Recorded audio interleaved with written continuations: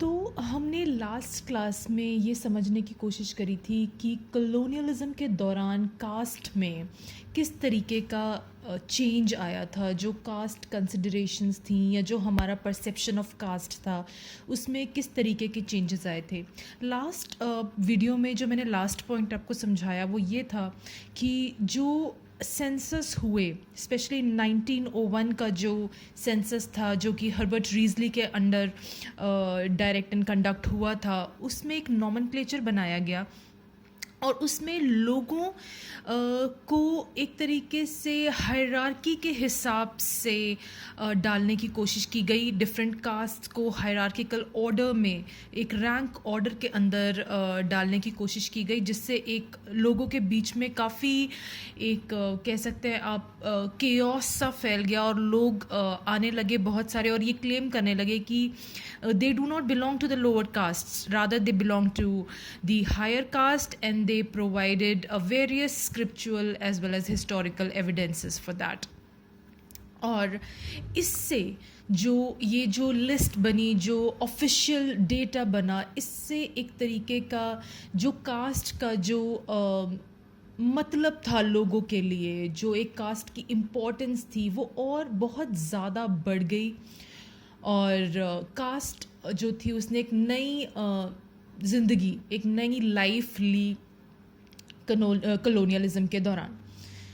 और इसी वजह से जो ऑफिशियल डेटा जो बना, उसी की वजह से धीरे धीरे चलते हमारे कॉन्स्टिट्यूशन में बहुत सारी बातें डाली गई रिगार्डिंग कास्ट्स।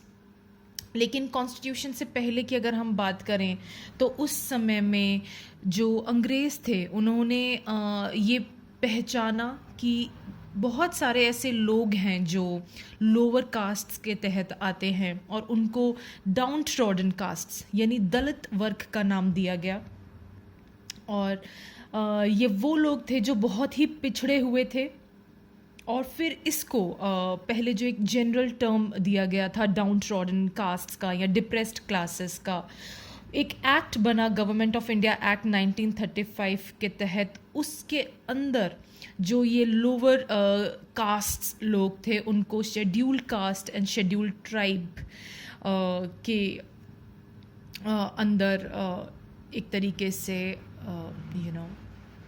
डाला गया या उनको एक स्पेसिफिक कैटेगरी में डाला गया। और तभी से आप देख सकते हैं कि ऐसे टर्म्स एससीज़ और एसटीज़ जैसे टर्म जो हैं वो आने लगे। और जो एससीज़ थे दोज वर बेसिकली अनटचेबल्स, जो हायरार्की में सबसे नीचे आते थे। और एसटीज़ जो थे वो थे ट्राइबल लोग, जो अनुसूचित जनजाति थी, जो मोस्टली पूरे भारत में आप देखेंगे फैले हुए थे, बट वो भी काफ़ी पिछड़ा हुआ वर्ग था। तो इस तरीके से हम देखेंगे जो कास्ट का इंस्टीट्यूशन था वो बहुत ही एक फंडामेंटल चेंज से गुज़रा कॉलोनियल पीरियड के दौरान। और आज जो हम एक मॉडर्न फॉर्म ऑफ कास्ट देखते हैं या जो कास्ट का इंस्टीट्यूशन है, ये जो फंडामेंटल चेंजेस आए थे या जो ऑफिशियल जो हमने कास्ट को करने की कोशिश की थी, ये हमने कॉलोनियल पीरियड के दौरान ही देखी थी। अब इसके बाद हम आते हैं कास्ट इन द प्रेजेंट में, कि आज के समय में जो हम कास्ट देखते हैं वो किस तरीके से देखते हैं, क्या कास्ट को किस तरीके से देखा जाता है और जो मेजर चेंजेस हैं वो कैसे और कब आए। तो हम देखेंगे कि जब हम लड़ाई लड़ रहे थे इंडिपेंडेंस की, तो जो पूरी नेशनल मूवमेंट थी उसमें जो कास्ट थी उसको बहुत ज़्यादा कंसिडर किया गया था। बहुत सारी मूवमेंट्स हुई थी, जैसे कि आप देखेंगे ब्रह्म समाज मूवमेंट, रामकृष्ण मिशन या सत्यशोधक समाज, या फिर बहुत सारे लोग थे जिन्होंने लड़ाई लड़ी थी, एम.के. गांधी, बी.आर. अम्बेडकर, फुले या नारायण गुरु। इन सब ने अपनी अपनी लड़ाइयों में जो डिफरेंट जो वेरियस कास्ट थी उन लोगों को इंक्लूड करने की कोशिश करी। और चाहे वो लोग अपर कास्ट से थे या लोअर कास्ट से थे, सभी ने इस लड़ाई में, आज़ादी की लड़ाई में सब लोगों को इकट्ठा करने की कोशिश करी। और आज़ादी के अलावा जो हमारे एजेंडाज थे उसके अंदर अबॉलिशन ऑफ कास्ट भी इंक्लूडेड था। जो कास्ट डिस्टिंक्शंस थी, जिस तरीके से कुछ लोग जो थे बहुत ज़्यादा पिछड़े हुए थे या बैकवर्ड थे, या जिस तरीके का बर्ताव उनके साथ किया जाता था, उस चीज़ को ख़त्म करने की कोशिश की गई थी। जो लोअर कास्ट थी उनको उनके एम्पावरमेंट और उनके अपलिफ्टमेंट के लिए काफ़ी काम किया गया उस समय में, और अनटचेबिलिटी को बिल्कुल ख़त्म करने की कोशिश की गई। लेकिन इसके साथ साथ हम देखेंगे जो अपर कास्ट लोग थे या अपर कास्ट जो वर्ग था उसको उनके इंटरेस्ट को बनाए रखने की भी पूरी कोशिश की गई थी। इसके बाद हम आते हैं पोस्ट इंडिपेंडेंट, जो हमारा इंडियन स्टेट था वो किस तरीके का था और उसमें कास्ट को हम किस तरीके से देखते हैं। पोस्ट इंडिपेंडेंट पीरियड में जो सबसे पहली चीज़ हुई थी वो थी कॉन्स्टिट्यूशन का निर्माण। कॉन्स्टिट्यूशन बना और उसके अंदर हमने सबसे पहले कास्ट डिस्टिंक्शंस को अबॉलिश करने की कोशिश करी। जो अनटचेबिलिटी थी उसको अबॉलिश किया गया। लेकिन आप ये देखेंगे कि जो कास्ट का रवैया था वो कैसा था, स्टेट का जो रवैया था कास्ट की तरफ वो कैसा था। तो डिफरेंट स्टेट्स जो बने उन्होंने ये सोचा कि जो हमारा जो नज़रिया है कास्ट की तरफ, we should be caste blind. मतलब कि अगर हम इस पूरे कास्ट को नज़रअंदाज कर दें हर जगह से तो जो चीज़ें हैं वो बिल्कुल ठीक हो जाएंगी। और हम जो हैं हम कास्ट को इस तरीके से, कास्ट जो डिस्क्रिमिनेशंस होता है इस तरीके से हम इसको नज़रअंदाज करके इस चीज़ को ख़त्म कर सकते हैं। लेकिन ये काफ़ी गलत साबित हुआ। इंडिपेंडेंस के कुछ दशकों के अंदर ही आप देख सकते हैं state did not make sufficient efforts to deal with the inequality in economic and educational terms. जो स्टेट्स थे उन्होंने बहुत ज़्यादा एफर्ट्स नहीं लिए थे इकोनॉमिक और एजुकेशनल टर्म्स में। जो पिछड़ापन था, जो कास्ट डिस्क्रिमिनेशन था, उसको ख़त्म करने की कोशिश बहुत ज़्यादा स्टेट के द्वारा नहीं की गई। और साथ ही साथ हम देखेंगे जो हमारा सबसे पहला जो इंडिपेंडेंस के बाद जो हमारा जिस चीज़ पे हमने सबसे ज़्यादा इम्पोर्टेंस दी वो था हमारा इंडस्ट्रीज़ को बिल्ड करना। जो हमारी प्राइवेट इंडस्ट्रीज़ थी या पब्लिक सेक्टर था उसमें हमने बहुत ज़्यादा डेवलपमेंट एंड ग्रोथ लाने की कोशिश की थी। बहुत इंडस्ट्रीज़ खोली गई, न्यू जॉब्स दी गई और कोई रूल नहीं था एज सच। अर्बनाइजेशन बहुत बड़े लेवल पे आने लगा और जो बहुत सारे मॉडर्न आइडियाज़ हैं, जो वेस्टर्न आइडियाज़ हैं इंडिविजुअलिज़म के, मेरिटोक्रेसी के, ये बहुत ज़्यादा आने लगे। हर जगह हम इनको अपनाने लगे। और जो शहर है स्पेशली जहाँ पे नगरीकरण हुआ था वहाँ पे बहुत extreme form of caste practices देखने को नहीं मिलती थी। बिकॉज़ लाइफ जो थी वो बहुत ही अलग, मॉडर्न, बिज़ी लाइफ हो गई थी और अलग अलग लोग वहाँ पे रहते थे नगरों में। लेकिन दूसरी ही तरफ हम देखते हैं जहाँ पे इतना ज़्यादा एक तरफ जो बहुत मॉडर्नाइजेशन और वेस्टर्नाइजेशन हमारे देश में आ रहा था, इंडस्ट्रियलाइजेशन हो रहा था, वहीं हम दूसरी तरफ देखते हैं कि जो कास्ट थी वो बहुत ज़्यादा रेजिलिएंट प्रूव्ड हुई। जो बड़ी बड़ी मिलें खुली, उसमें जो रिक्रूटमेंट हुई वो क्या थी, वो कास्ट बेस्ड थी। कि जो मिडल मैन थे, जो नौकरियां लगवाने वाले थे, वो क्या करते थे, वो अपने ही गांव से, अपने ही कास्ट से, अपने ही रीजन से लोगों को लेके आते थे जो कि उन्हीं की कास्ट के होते थे और उनको नौकरियां दिलवाते थे। और जो इस तरीके से जो अनटचेबल्स थे वो फिर से पिछड़ने लगे। उनको फिर से जो मौके उनको मिलने चाहिए थे वो उनको नहीं मिले। और एक तरीके से पर्टिकुलर कास्ट्स की जो है मोनोपोली बनने लगी नौकरियों के अंदर। चाहे वो गुजरात की, सूरत की मिलें हों, चाहे वो मुंबई की मिलें हों, ये एग्जाम्पल आप हर जगह देख सकते हैं कि किस तरीके से पर्टिकुलर कास्ट्स की मोनोपोली होने लगी। और जो एंडोगेमी थी, एंडोगेमस मैरिजेस जो थी वो अभी भी प्रेवलेंट थी ब्राह्मण्स में, बनियों में, राजपूत और बहुत सारे डिफरेंट ग्रुप्स एंड कम्युनिटीज़ में एंडोगेमस मैरिजेस ही होती थी। तो जो डोमेस्टिक और जो कल्चरल स्फेयर था वहाँ पे कास्ट डिस्क्रिमिनेशन या कास्ट प्रैक्टिसेस अभी भी बहुत ज़्यादा प्रेवलेंट थी। और चाहे वो फूड शेयरिंग की बात हो, मैरिजेस की बात हो, ऑक्यूपेशन की बात हो, तो अगर हम ध्यान से देखें और पढ़ें और स्टडी करें तो हमें पता चलता है कि कास्ट जो डिस्क्रिमिनेशन था वो ख़त्म नहीं हुआ था, चाहे वो अर्बन एरियाज़ हों चाहे वो रूरल एरियाज़ हों, वो अभी भी काफ़ी प्रेवलेंट था। और 1980s के दौरान जब इलेक्टोरल पॉलिटिक्स हुई और बहुत ज़्यादा जब इलेक्टोरल पॉलिटिक्स पे ध्यान दिया गया, तब भी जो पॉलिटिकल पार्टीज़ थी वो जिनकी इमरजेंस हुई वो कास्ट बेस्ड थी।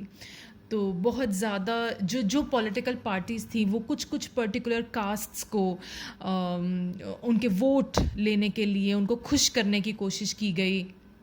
और इस तरीके से कास्ट सॉलिडारिटीज़ जो हैं वो बहुत ज़्यादा उभर के आने लगी और उनकी वजह से इलेक्शन जीतने में पार्टीज़ को मदद मिलने लगी।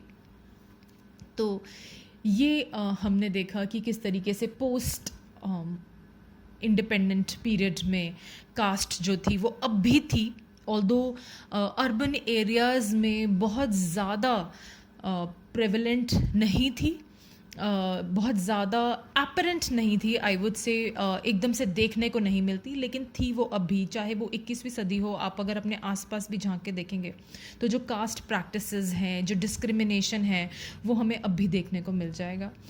और इसी से रिलेटेड M.N. श्रीनिवासन ने अपने 2 कॉन्सेप्ट्स की बात करी है जिनको पढ़ के हम ये वाली वीडियो ख़त्म करेंगे आज। और वो 2 आइडियाज़ की जो वो बात कर रहे हैं, एक तरफ वो बात कर रहे हैं संस्कृताइजेशन की, और दूसरा जो टॉपिक उन्होंने जो कॉन्सेप्ट उन्होंने समझाने की कोशिश की है वो है डोमिनेंट कास्ट। तो हम पहले पढ़ लेते हैं व्हाट इज़ संस्कृताइजेशन। संस्कृताइजेशन, जिसे हिंदी में संस्कृतिकरण कहते हैं, से M.N. श्रीनिवास का मतलब है कि जब जो छोटी कास्ट, जो लोअर कास्ट के लोग थे, जब वो आगे बढ़ने या अब उस जो हायरार्की थी कास्ट लैडर में ऊपर बढ़ने के चक्कर में, जब वो हायर कास्ट की कल्चरल और रिचुअल प्रैक्टिसेस को अपनाने लगे, उनको इमिटेट करने लगे, so that they also gain the status, the higher status, उस पूरे प्रोसेस को संस्कृताइजेशन का नाम दिया गया। When a member of a middle or lower caste attempt to raise their own social status by adopting the rituals, social and domestic practices of castes of higher status, जब कोई middle या lower class के लोग higher castes या classes के ritual, social, cultural और domestic practices को अपनाने की कोशिश करते हैं ताकि वो उस hierarchical ladder में ऊपर बढ़ सकें, उसी को हम संस्कृतिकरण या संस्कृताइजेशन कहते हैं। दूसरी तरफ हम जिस कॉन्सेप्ट की बात कर रहे हैं वो है डोमिनेंट कास्ट। डोमिनेंट कास्ट मतलब प्रबल जाति। डोमिनेंट कास्ट वो कास्ट हैं जो एक बहुत बड़ा पॉपुलेशन का सेक्शन है, जिनका लार्ज पॉपुलेशन है, और ये वो लोग हैं जो इंडिपेंडेंस के बाद जिनको लैंड राइट्स ग्रांट किए गए थे। ये वो नहीं है जिनको इंडिपेंडेंस से पहले जिनके पास जो लैंड ओनिंग जो क्लासेस थी, ये वो नहीं है, रादर ये वो लोग हैं जिनको काफ़ी फ़ायदा हुआ था इंडिपेंडेंस के बाद जब लैंड राइट्स बने। तब जिन लोगों को सबसे ज़्यादा फ़ायदा हुआ था वो ये इंटरमीडियरी क्लास थी। ये वो क्लास थी जिनके पास ज़मीनें नहीं थी, लेकिन ये लोग वहाँ पे रहकर, जहाँ पे ज़मीनें होती, जहाँ पे खेत होते थे, वहाँ पे रहकर ये मैनेज करते थे पूरा कि किस तरीके से उन ज़मीनों पे खेती की जाएगी। ये लोग टिलिंग करवाते थे, प्लाउइंग कराते थे, हार्वेस्टिंग कराते थे। इनके अंडर में जो थे किसान और कृषक काम किया करते थे, पर इनकी खुद की ज़मीन नहीं होती थी। लेकिन जब लैंड राइट्स बनाए गए इंडिपेंडेंस के बाद, तो सबसे ज़्यादा फ़ायदा किस क्लास को हुआ? इंटरमीडियरी क्लास को। और इस क्लास को हिंदी में मध्यवर्ती जातियां भी कहते हैं। अब आप देखेंगे जो संस्कृताइजेशन को हम एक बार दोबारा पढ़ लेते हैं कि किस तरीके से, और जो इसके थोड़े बहुत टॉपिक्स हैं, जो पॉइंट्स हैं, हम क्लियर कर लेते हैं संस्कृताइजेशन के। जो संस्कृताइजेशन है, ये जो फिनोमिनन है, ये आज के ज़माने में बहुत ज़्यादा बढ़ गया है। आपको काफ़ी देखने को मिलेगा ये। और ये जो प्रैक्टिसेस हैं, किस तरीके की प्रैक्टिसेस संस्कृताइजेशन के अंदर की जाती हैं, जैसे वेजिटेरियन खाना खाना, सेक्रेड थ्रेड पहनना जिसे जनेऊ भी कहा जाता है, और पर्टिकुलर स्पेसिफिक प्रेयर्स करना, रिलीजियस सेरेमनीज़ करना, वैसी करना जो हायर कास्ट के लोग करते हैं। और ये किन के द्वारा इमिटेट की जाती है? लोअर कास्ट या लोअर क्लासेस के द्वारा। और sanskritization usually follows a rise in the economic status of the caste attempting it. और ये देखा गया है कि जो लोग इस पूरे प्रोसेस को अपनाते हैं उनके इकोनॉमिक स्टेटस में काफ़ी राइज आता है। वो लैडर के ऊपर जाने की जो उनकी कोशिश है उसमें वो काफ़ी कामयाब रहते हैं। और अब हम डोमिनेंट कास्ट के जो पॉइंट्स हैं वो क्लियर कर लेते हैं। तो हमने ये समझ लिया कि जो डोमिनेंट कास्ट थी वो इंटरमीडिएरी क्लास थी, मध्यवर्ती जातियाँ, और यही जातियाँ हैं जो डोमिनेंट कास्ट बनी इंडिपेंडेंस के बाद। इनको काफ़ी इकोनॉमिकल एंड पॉलिटिकल पावर मिला, और ये काफ़ी बड़ी मात्रा में थे, और इनको इलेक्टोरल डेमोक्रेसी में भी काफ़ी फ़ायदा हुआ था। ये बेसिकली कंट्री साइड में रहते थे, वहाँ पे जहाँ खेत खलिहान और बड़े स्पेसेस काफ़ी थे। और इन जो कास्ट थी, इन कास्ट का काफ़ी इम्पॉर्टेंट रोल है रीजनल पॉलिटिक्स में और एग्रेरियन इकोनॉमी में। तो अगर हम कुछ एग्जांपल्स की बात करें डोमिनेंट कास्ट की, तो वो होंगे बिहार और यूपी के यादव, कर्नाटका के वोकलिंगर्स, आंध्र प्रदेश के खम्मज एंड रेड्डीज़, महाराष्ट्र के मराठास, पंजाब और हरियाणा के जाट्स, और गुजरात के पाटीदार्स। ये कुछ एग्जाम्पल्स हैं प्रबल और डोमिनेंट कास्ट्स के। और हम ये भी समझेंगे एक पॉइंट कि किस तरीके से जो कास्ट सिस्टम है वो इनविजिबल या अदृश्य दिखने लगा अपर कास्ट के लोगों को। जो अपर कास्ट के लोग थे जिनको इस कास्ट सिस्टम से सबसे ज़्यादा फ़ायदा हुआ था, जब वो लोग अर्बन मिडिल क्लासेस बने, या जब वो अर्बन एरियाज़ में रहने लगे, न्यू और मॉडर्न और वेस्टर्न जॉब्स करने लगे, वेस्टर्न कपड़े पहनने लगे, तो उनको ऐसा लगने लगा कि जो कास्ट सिस्टम है वो है ही नहीं, वो एग्जिस्ट ही नहीं करता, और हम उससे कहीं ना कहीं ऊपर उभर आए हैं, या उस चीज़ को हमने पीछे छोड़ दिया है। कास्ट स्टेटस ही लेकिन एक ऐसी चीज़ थी जिनकी वजह से वो उस लेवल तक पहुंच पाए जहां पे वो आज हैं। अपर क्लासेस और मिडिल क्लास को सबसे ज़्यादा फ़ायदा हुआ था कास्ट स्टेटस से। क्यों? क्योंकि उन्हीं के पास सबसे ज़्यादा इकोनॉमिक और एजुकेशनल रिसोर्सेज थे अपनी सिचुएशन को इम्प्रूव करने के। उनके पास सबसे ज़्यादा रिसोर्सेज थे प्रोफेशनल एजुकेशन लेने के। वही लोग थे जिन्होंने सबसे ज़्यादा साइंस, टेक्नोलॉजी, मेडिसिन और मैनेजमेंट में एजुकेशन ली, पढ़ी लिखी क्लास थी, और इसी वजह से उन्हें सबसे ज़्यादा फ़ायदा हुआ, उनको जॉब्स मिली। और इससे जो कहीं ना कहीं समाज में एक ऐसा लेवल बना जिससे उनके सामने जो कंपटीशन था वो बहुत कम हो गया था, और वो काफ़ी प्रिविलेज्ड क्लास थी। वो सेकेंड और थर्ड जनरेशन थी उनकी फैमिलीज़ की जिसमें वो एजुकेशन प्राप्त कर रहे थे, और काफ़ी इम्प्रूव्ड हो गई थी उनकी सिचुएशंस, इतना बेनिफिट उनको मिला था। तभी उनको ऐसा लगने लगा था कि कहीं ना कहीं कास्ट जो है वो अपने बलबूते पे आगे बढ़ रहे हैं, और उसमें कास्ट का कोई लेना देना नहीं है। प्रॉब्ली वो सेकेंड और थर्ड जनरेशन थी अपनी घरों की जिनको ऐसा लग रहा था।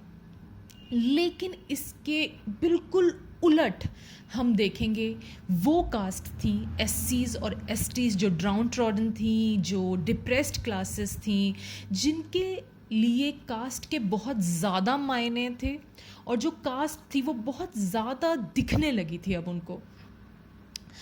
और वो कैसे हुआ था ये देखेंगे हम कि जो एससीज और एसटीज, जो दलित वर्ग था, जो लोअर कास्ट और क्लासेस थी, वो अपने कास्ट के बगैर कुछ भी नहीं थी। क्योंकि अब जो रिजर्वेशन की पॉलिसीज़ बनाई गई थी वो उनको बिल्कुल अपने सिर्फ कास्ट के बेसिस पे मिल रही थी। और इसी वजह से उस रिजर्वेशन की पॉलिसी की वजह से ही उनकी जो कास्ट थी, जहाँ भी वो जाते या जो भी वो काम करते, उनको उनकी कास्ट की बदौलत ही जाने लगा।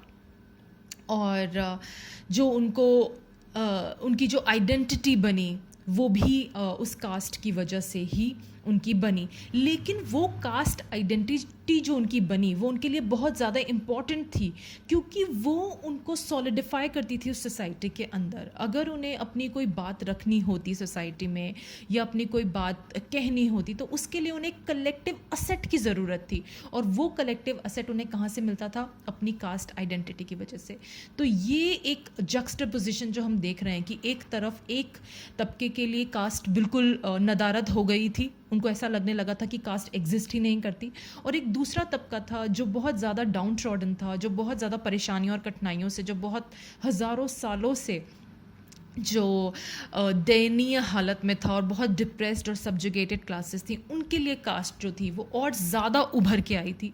उनके लिए वो कास्ट बहुत इंपॉर्टेंट भी थी अपनी एक कलेक्टिव आइडेंटिटी बनाने के लिए, दूसरा और समाज में आगे बढ़ने के लिए।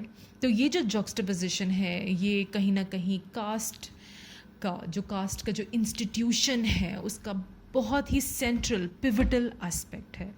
तो इस पॉइंट पे मैं ये वीडियो ख़त्म करती हूँ। नेक्स्ट क्लास में हम इसी चैप्टर को कंटिन्यू करते हुए ट्राइबल कम्युनिटीज़ के बारे में पढ़ेंगे। Thank you so much. Have a nice day.